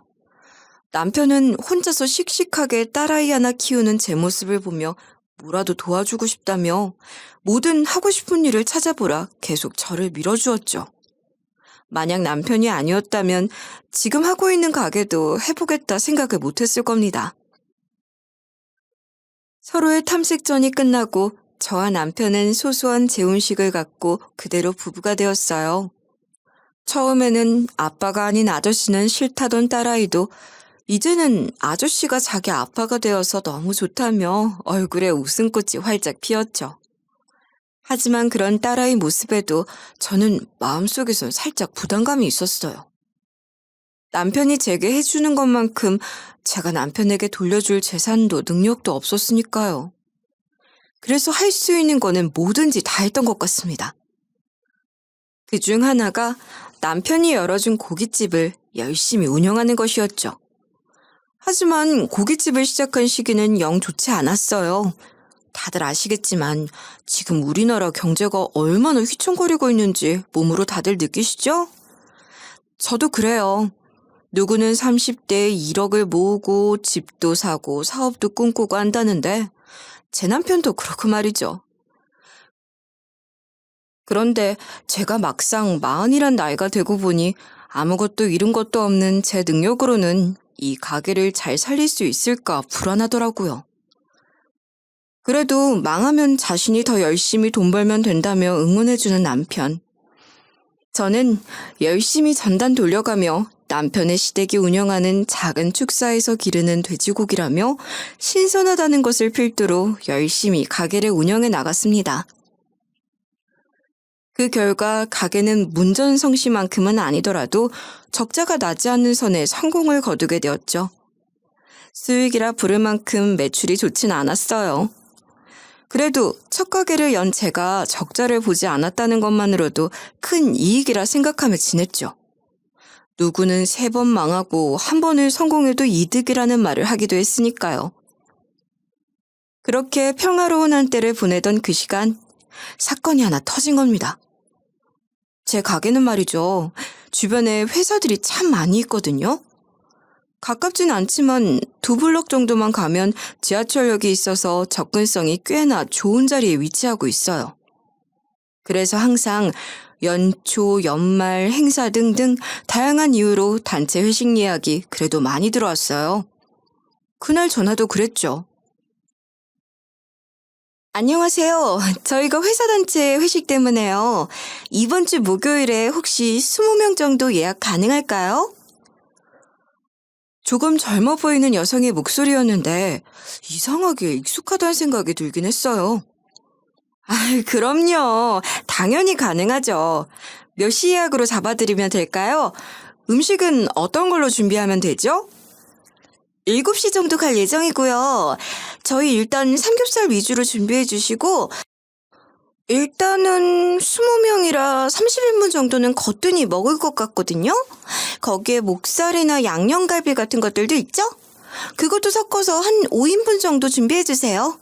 저희가 좀 많이 먹을 것 같거든요. 네, 그럼 예약 7시에 잡아드리겠습니다. 자리는 미리 만들어둘 테니 어느 회사라고 저희가 알고 있으면 될까요? 아, 저희 가게 맞은편에 보이는 건물에 위치하고 있는 회사거든요. 회사 이름 크게 보이시죠? 거기로 알고 계시면 될 것 같네요. 그리고 고기는 초벌로 다 준비해 주시는 거죠? 네? 초벌까지요? 아, 그렇게 되시면 일단 음식값 일부는 선결제를 해주셔야 하는데. 아니, 앞에 보이는 건물 그 회사라니까요. 그런데 저희가 뭐 고깃값이라도 떼먹는다 이거예요? 아무튼 저는 초벌로 준비해 주시는 걸로 알 테니까 그렇게 준비해 주세요. 참 예약 매너도 모르는 사람이네 속으로 생각했어요. 회사 이름 그거 하나 말해주는 거 힘든 일도 아닐 텐데 굳이 저희 가게 맞은편에 있는 회사라며 거들먹거리는 게 말이죠. 그러면서 고기 초벌도 준비해달라고 땡깡을 부리는데 사실 이렇게 직접 받아서 쓰는 고기들은 숙성 이후에 직접 구워 먹는 게 훨씬 육즙도 많이 나오고 신선하고 그렇거든요. 고기 좋아하시는 분들은 아실 거예요. 그래서 저흰 초벌구이나 이런 것들은 절대 해주지 않거든요. 그런데 그걸 해달라 자꾸 억지를 부리는 겁니다. 속으로는 한숨이 푹 나왔지만 그래도 이런 불경기에 회식하겠다 오는 회사가 많지 않으니 설렘 마음으로 예약을 확정 지었죠. 그리고 목요일이 오기만을 기다렸어요. 사장님, 오늘 단체 예약 손님들 몇 분 먼저 오셨는데 자리 안내하고 고기 준비해드릴까요? 그래요. 오늘 오랜만에 단체 손님이니까 끝나고 우리도 오랜만에 회식 좀 합시다. 그리고 손님들 나가시면 매출 보고 내가 여러분한테 보너스 넉넉히 씁니다. 단체 손님이라는 게 있으면 좋지만 받을 때는 생각보다 많이 힘든 경우들이 많거든요. 아무래도 인원도 많고 미리 준비해야 할 음식들도 정말 많으니까 말이에요. 그래도 힘든지 모르고 직원들과 하하호호 웃으며 준비하고 있었는데 7시가 되니까 사람들이 하나 둘씩 들어오기 시작하는 겁니다. 그리고 이내 20명 준비한 자리가 꽉 찼죠. 거기에 한 10명 추가로 자리를 준비해달라는데 순간 마음이 좋으면서도 저번에 예약했던 사람이 생각나면서 여기 회사는 정말 예의를 배우지도 못한 모양이다 생각했죠. 아무튼 그래도 다들 앉자마자 엄청 열심히 먹더라고요. 사람도 늘었겠다, 주문량도 폭주하겠다. 그러니까 저는 어떻겠어요? 아무리 주인이라지만 손을 놓고 있을 수만은 없잖아요. 그래서 주방 안쪽에서 나오는 불판들을 열심히 닦고 있었죠. 그런데 유독 자꾸만 한 손님이 반찬을 가져가면서 주방을 계속 힐끔힐끔 쳐다보는 겁니다. 마치 뭐라도 찾는 말이죠. 그래서 혹시나 반찬 떨어진 거라도 있나 싶어서 얼른 닦던 불판 내려놓고 고무장갑 낀 채로 뭐 필요하세요 하고 물었어요. 그런데 거기서 아주 우연하게도 이혼한 전남편, 전시댁의 동서를 만날 줄 누가 알았겠어요. 동서라는 인간은 그새 얼굴을 또 고쳤는지 처음에는 누군지도 모르는 웬 손님이 왜 자꾸만 날 쳐다보나 싶었다니까요. 어머, 형님! 형님 맞구나! 형님, 여기서 왜 이러고 있어요? 아직도 그 주방 아줌마 신세 못 벗고 그렇게 살고 계신 거예요? 아우, 하필이면 내가 딱 이직한 회사 바로 앞에 있네. 그럼 저번에 예약 전화 받았던 것도 설마 형님? 아, 그 목소리가 동서였어? 어쩐지 좀 익숙한 목소리다 했네. 아무튼 동서 오랜만이야. 그리고 여기 내가 일하는 곳이 아니라 내가 사장이야. 나 재혼했거든. 남편이 차려줬어. 그러니까 우리 좋게 넘어가자. 좀 있으면 남편이랑 딸아이 오기로 했거든. 형님 가게라고요? 무슨 거짓말도 참. 저 보기 부끄러워서 그러시는 거면 안 그러셔도 돼요. 그러게 아주버님이랑 참고 살지. 왜 이혼해서 이러고 살아요? 꼬라지 좀 마. 제가 형님이 다 불쌍하게 보일 지경인데요? 정말 기가 막혔습니다.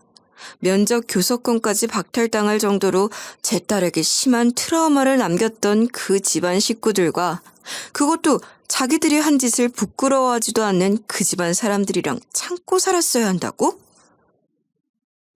꼬라지? 동서 아니, 이제 그 집이랑 연도 없는데 동서도 아니지. 이봐요 아줌마. 여기 내 가게고 당신은 그저 회사 회식으로 왔으면 그냥 조용히 고기나 먹고 가는 게 낫지 않을까? 괜히 우리 여기서 큰 소리 일으키지 말지. 전 남편과 이혼하기 전에도 원래 동서와는 그리 친한 편도 아니었거든요. 동서는 회사 사무직으로 일하고 있었는데 항상 밖에서 남의 가게에서 일하는 저를 보며 그 나이 먹고 자리 하나 제대로 못 잡고 왜 그러고 살아요? 애가 보고 지 엄마랑 똑같이 되면 어쩌려고 하면서 빈정거리기 일쑤였죠. 그런 동서를 이런 자리에서 이렇게 우연히 만나게 되니 어이가 없었죠. 아니, 예약할 때 그 전화, 우연이 아니란 생각이 퍼뜩 들더군요. 그러니까 아줌마, 여기 가게 주인이라면 손님한테 더 신경 써서 대접을 해야 되지 않겠어요? 여기 반찬 직접 하시는 거 맞아요? 여기 국내산이라 적혀있는 것들도 전부 국내산 맞냐고요. 고기에서는 아주 잡내도 폴폴 나던데? 미안하지만 여기 있는 재료 내가 새벽부터 장에 가서 직접 공수해오는 것들이고 고기는 더더욱 신선하거든? 우리 시댁이 작은 축사를 운영하고 있는데 거기서 직접 떼오는 것들이라서. 아, 그러세요? 그래서 이렇게 돼지 요리 냄새가 풀풀 나는 건가? 음식들이 하나같이 제 입맛은 안 맞더라고요. 어쨌든 회식 때문에 이렇게 온 거니까 어쩔 수 없죠. 전 그냥 앉아서 음료수만 좀 마시고 갈게요. 동서와 저의 실랑이를 지켜보던 동서 회사 사람들 몇과 직원들. 그렇게 실랑이가 끝나고 직원들은 후다닥 달려와 저를 걱정했습니다. 어쩜 저런 사람이 다 있대. 사장님 괜찮으세요? 저도 모르게 얼굴이 하얗게 질려 있었던 모양이더군요.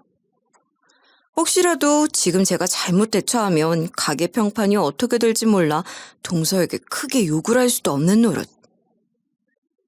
그래서 이렇게 화를 참고만 있어야 하나 했던 그 순간 제 남편이 여보 나왔어 하며 들어왔습니다.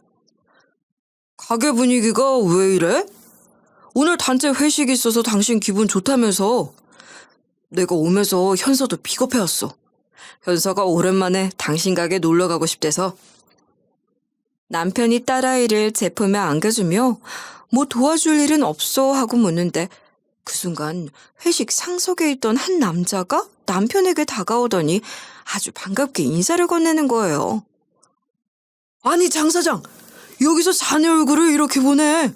어때? 요즘도 잘 지내고 있지? 분위기를 보아하니 이쪽이 자네가 재혼했다던 그분인가 봐. 아주 미인이시구만. 뭐라? 김 사장님이 여긴 어떻게 알고 오셨어요? 아무튼 반갑습니다. 오랜만인데 잘 지내고 계셨죠? 아이 나야 항상 잘 지내지. 왜 예전에 장 사장이 나 도와준 일 아니었으면 진작에 회사 문 닫고 장 사장이랑 같이 공장이나 돌리고 있었을걸? 아니 또 왜 오래된 이야기를 꺼내고 그러세요? 민망하게. 여기 저희 아내가 운영하고 있는 고깃집인데 회식으로 자주 애용해주세요. 요즘 경기가 영 힘들어서 아내가 고민이 많거든요. 아무렴. 내가 장 사장한테 도움받은 게 얼만데. 자자, 시간 있으면 이쪽으로 와서 같이 한잔하지. 다들 장 사장은 익히 알고 있지? 왜 예전에 내가 우리 부품 때문에 고생했을 때 구세주처럼 나타났던 장 사장 말했잖아. 회사 사장이라는 사람과 남편이 그대로 동선의 회사 직원들이 모인 테이블로 가더니 아주 남편 자랑을 하면서 직원들에게도 인사를 하라 시키는 겁니다. 그러자 정말 그 회사 사람들이 다들 기립인사라도 하듯 벌떡 일어서서 말씀 많이 전해 들었습니다 하면서 우렁차게 남편을 향해 인사를 하지 뭐예요? 그의 어리둥절 동서가 앉아서 멍하니 그걸 지켜보고 있자 옆에 상사로 보이는 사람이 동서를 일으켜 세우며 윽박지르더라고요. 자네가 언제까지 그렇게 앉아서 멀뚱히 보고만 있을 거야? 저분 덕분에 지금 자네가 월급 받고 있는 거라고. 당장 인사드리지 못해? 그러자 동서가 아주 90도를 넘어 바닥에 납작 엎드려서 남편에게 인사를 했죠. 그도 그럴 것이 동서의 회사 사람들이 저와 동서를 번갈아 보면서 아까 있었던 일을 혹시나 제가 남편에게 말하지 않을까 조마조마하는 것 같았거든요. 남편이 제게 했던 것을 보면 저를 아주 아낀다는 게 눈에 다 보였으니 말이에요. 아유, 말씀 전해 들었습니다. 예전에 납품했던 부품이 사장님께서 설계해서 직접 개발하신 거라면서요? 야, 저라면 그냥 어디 외국에서 떼와서 팔 생각만 했을 텐데 사장님 능력이 아주 멋지십니다. 별 말씀을요. 그저 열심히 돈 벌어보겠다 했던 일이 잘 된 것뿐이죠. 그렇게까지 대단한 일은 아닙니다. 회식하던 회사 사람들의 말만 들어보면 뭔가 중요한 일을 했었던 것 같은 남편. 하지만 남편의 성격상 그 일을 남들 앞에서 거들먹거리는 성격도 아니었고 항상 겸손히 몸에 배어있던 사람이라 허허 웃기만 하더군요. 그런 남편이라 그 회사 사람들은 더욱 눈을 빛내며 쳐다봤고요. 그래서 저는 이대로 동서 여시나 먹여보자 싶어서 딸아이를 잠시 직원에게 맡겨두고 남편에게 가서 말했습니다. 여보, 여기 이분이랑은 많이 친한 사이셔? 안녕하세요, 사장님. 여기 이 사람 아내 되는 사람입니다. 아유, 내가 장 사장한테 익히 소문은 많이 전해 들었습니다. 미인이라고 하시더니 빈말이 아니었군요. 그래서 여기가 사장님이 운영하시는 가게라고? 보잘것없지만 아내가 가게 하나 하고 싶다고 해서 무리해서 해줬습니다. 다행히 저희 본가도 돼지를 키우고 있으니 다행이었죠. 그런데 당신 여기까지는 왜? 제가 원래 남편이 사람을 데려와도 이렇게 적극적으로 나서는 일이 없었거든요. 그래서 남편은 갑자기 다가온 제가 궁금했던 모양이었죠. 그래서 전 바로 본론을 꺼냈습니다. 사실 여기 내 전 시댁 사람이 직원으로 있더라고. 아까도 잠시 실랑이가 있긴 했는데 저기 보이는 여자 있지? 저 사람이 내 전 동서였던 사람이야. 내가 여기 내 가게라고 아무리 말해도 믿질 않더라고. 그래서 당신이 좀 말해달라고. 여기 내 가게 맞다고. 이런 제 말에 눈치 빠른 제 남편. 단번에 동서라는 인간이 저를 아주 낮잡아보고 말을 했구나 눈치를 채더군요.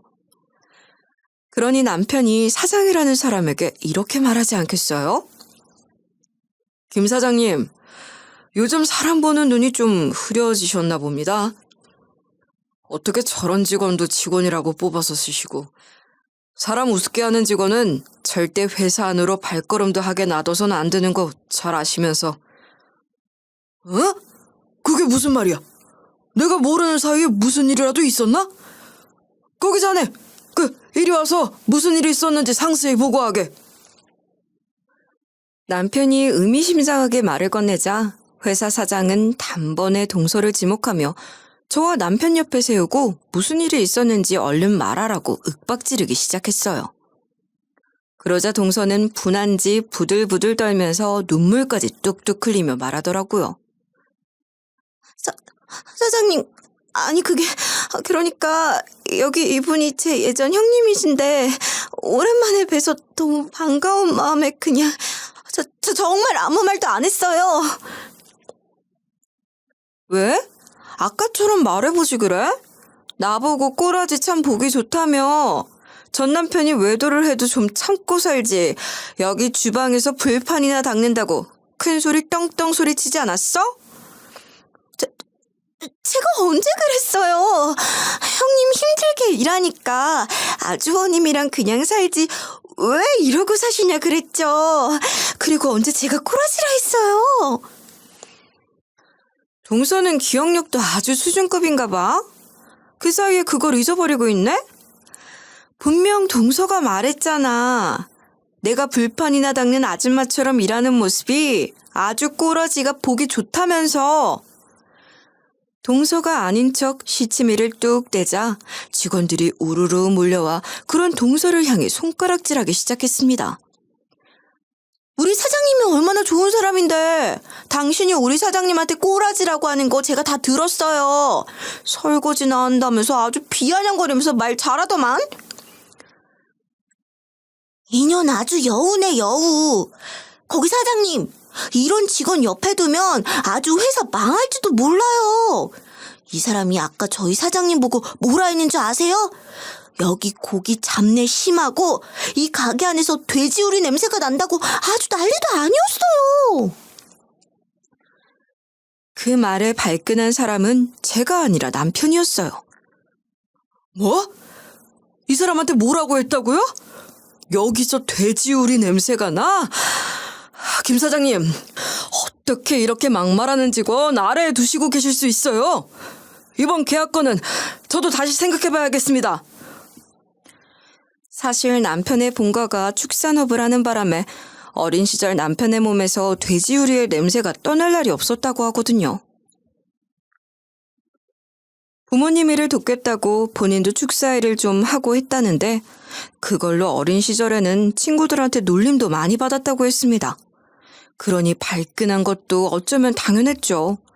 남편의 트라우마 같은 것이었으니 말이에요. 장 사장 자네 왜 그래? 직원이 실수도 할 수 있지. 그런 걸로 계약을 몰리다니. 그런 게 어디 있나? 실수요? 저 말 어디가 실수입니까? 제 안에 이렇게 대하는 사람 있는 곳하고는 절대 거래 못합니다. 김 사장님, 경쟁회사의 싼 가격에 납품하더라도 그쪽이랑 계약하겠습니다. 기분 나빠서 정말.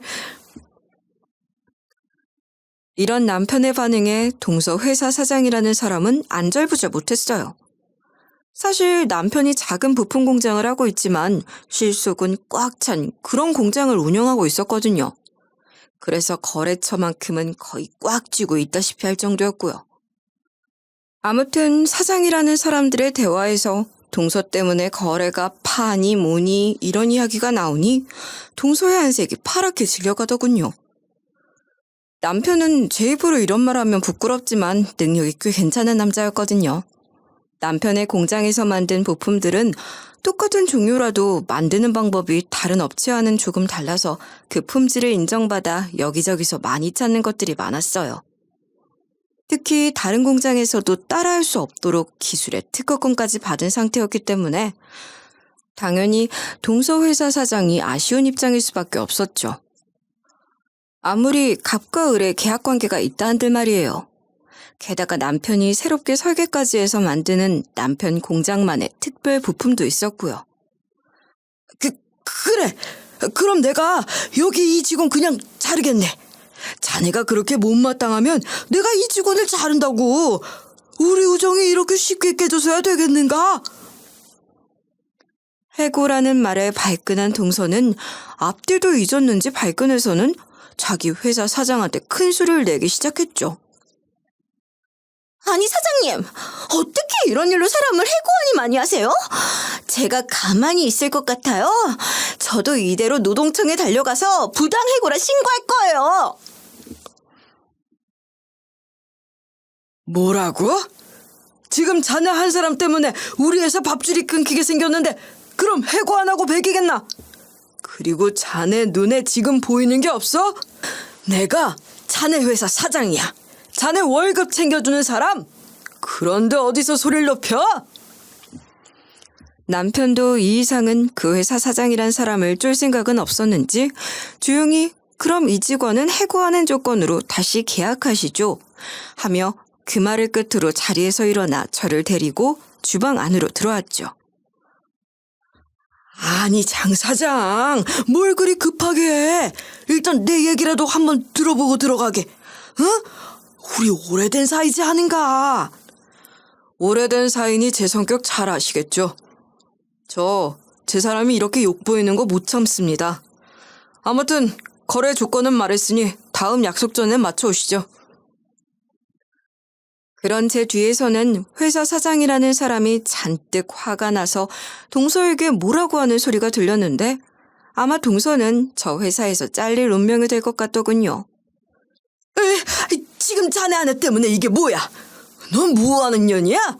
내 회사 망하게 하려고 어디 다른 회사에서 들어온 스파이라도 되나?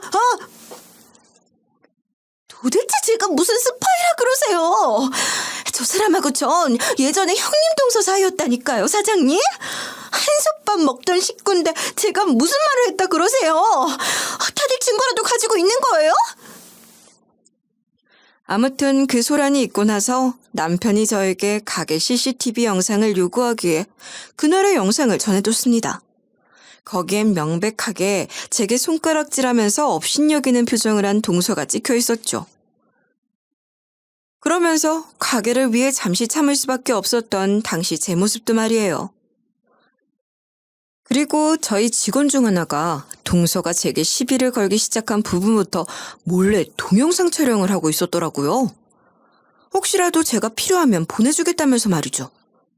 그래서 그 영상도 모두 남편에게 전해주었습니다. 남편은 제게 걱정하지 말고 이제 편히 쉬라고 말해주더군요. 그렇게 남편에게 영상을 주고 난 후 저는 남편에게 동서에 대한 이야기를 물었는데 남편은 이렇게 말해주었습니다. 내가 당신 그렇게 비난하는 사람을 가만히 놔뒀겠어? 어차피 김 사장님도 그 동서란 사람이 이력서대로 경력이 있는 건지도 모르겠다면서 벼르고 있었대. 그런데 회사라는 게 사람 쉽게 자르기가 힘들거든. 어머, 사장님이면 사람 그냥 팍 자르고 다시 구하고 하는 거 아니었어요? 그랬으면 좋겠지만 회사 규모가 조금이라도 커지면 그러기도 쉽지 않거든. 게다가 요즘은 사람들이 조금만 피해를 입으면 법하면서 아주 난리를 피우니까. 그때 당신도 봤잖아. 아니, 당신은 한때 알던 사이니 더 잘 알겠지? 그 여자 성격이 보통이 아니라더라고. 동서가 좀 성격이 지랄 맞긴 하죠. 아무튼 그래서 동서는 어떻게 됐대요? 그 회사 사장이라는 사람도 이미 아랫사람들에게 동서가 일을 제대로 못한다고 다시 사람을 뽑자 몇 번이나 이야기를 들은 상태라고 하더군요. 어떻게 이랬기에 이런 말을 듣고 다니는지. 그래서 시간이 좀 걸렸지만 아마 그 사람 2번 다시는 당신 앞에 못 나타날 거야. 당연하겠지. 그렇게 많은 사람들 앞에서 쪽팔림을 당했는데 어떻게 당신 앞에 당당히 서겠어? 동서는 다음 달이면 회사를 그만두게 될 처지라고 하더군요. 아마 이 업계에서는 이직이 불가능할 듯 싶었습니다. 그 김 사장이라는 분이 너무 화가 나서 이리저리 동서에 대한 이야기를 소문내고 다녔다고 하더군요. 그런데 참 우스운 일도 있구나 싶은 게 말이죠. 그 김 사장이라는 사람이 어찌나 소문을 내고 다녔는지 한 번은 남편의 회사 다른 거래처에 다닌다는 사람이 제 가게를 찾아온 적이 있었거든요. 남편이 알려줘서 친구랑 술 한잔 하러 왔다면서 말이에요. 아무튼 그 회사 사람이 저에게 이러더라고요. 여기가 장 사장님의 아내분이 하시는 가게 맞죠? 그럼 사장님이 장 사장님 아내분? 네. 제가 그 사람 아내 됩니다. 그런데 무슨 일로 저를 부르셨는지. 걔 얼굴 뜯어 고쳤다는 왜 이 앞에 회사에서 쫓겨났다는 여자 말이에요. 그 사람 소식 혹시 들은 거 있나 싶어서요. 없으시면 제가 조금 알려드리려 했지. 사장님도 그 여자한테 당한 것 좀 있으시다면서요? 아니요. 전 그 집안과는 인연 끊은 지 오래라 관심도 없는데요. 그런데 왜 그런 걸 말하세요? 그게 말이에요. 그 집 며느리란 사람 있잖아요.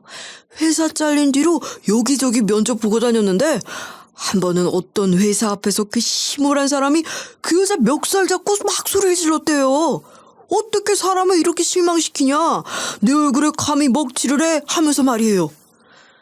아, 어떤 상황인지 안 봐도 알 것 같네요. 그래서 그 여자는 어떻게 됐다 하던가요? 말도 마세요. 이 업계가 그렇게 넓지 않아서 거의 이름 좀 알려졌다 싶은 회사에서는 전부 소문이 났다니까요. 그 사람 채용하면 그 망나니 같던 시모가 회사 앞에서 1인 시위하겠다 할지도 모른다면서 말이에요. 그분은 그럴 뿐이긴 하죠. 그 성격에 그 정도도 많이 참고 한바탕 하신 것 같은데. 와, 진짜요? 참. 아무튼 저희 업계 사람들은 그 여자 채용 절대 안 하겠다 다들 벼르고 있어요. 그런데 사장님이 그렇게까지 말하시는 걸 보니 저도 회사 가면 인사팀에 말은 해놔야겠네요. 세상에 그 소란이 많이 참아서 그 정도라니.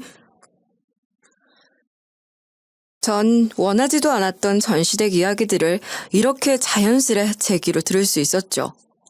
이렇게 동서라는 인간의 근황을 알려준 사람은 한둘이 아니었습니다. 회사에서 쫓겨난 동서에게 시모라는 인간은 저에게 했던 것과 똑같이 실망을 했니, 자기네 집에 먹칠을 했니 하면서 아주 난리도 아니었답니다. 회사 앞에 사람도 많은 시간에 시모는 아주 대놓고 동서를 나무랐다고 하더군요. 저를 아래로 보더니 아주 잘 됐죠 뭐. 이제는 어느 회사도 쉽게 들어가기 어려워진 것 같으니까요. 이렇게 한 차례 태풍이 지나간 뒤에 딸아이와 산책을 하며 이번 일에 대해서 생각을 해봤는데 역시 사람은 마음씨를 곱게 먹고 살아야 한다는 생각이 들더군요. 그리고 아무리 능력이 모자라다 생각하는 사람이라도 결국 노력을 하면 본인이 잘할 수 있는 일을 찾을 수 있다는 것도 깨닫게 되었죠. 현재 남편의 도움 덕분이라지만 어쨌든 경영이나 이런 것들과 전혀 상관없던 저도 이렇게 고깃집 하나 잘 운영해 나가고 있잖아요. 아무튼 제 이야기는 여기까지입니다. 끝까지 들어주셔 너무 감사하고 요즘 봄나들이 많이 가시죠? 기온도 그렇고 사람이 모이는 곳에는 사건 사고도 많으니 주위에서 즐겁게 놀다 오셨으면 좋겠네요.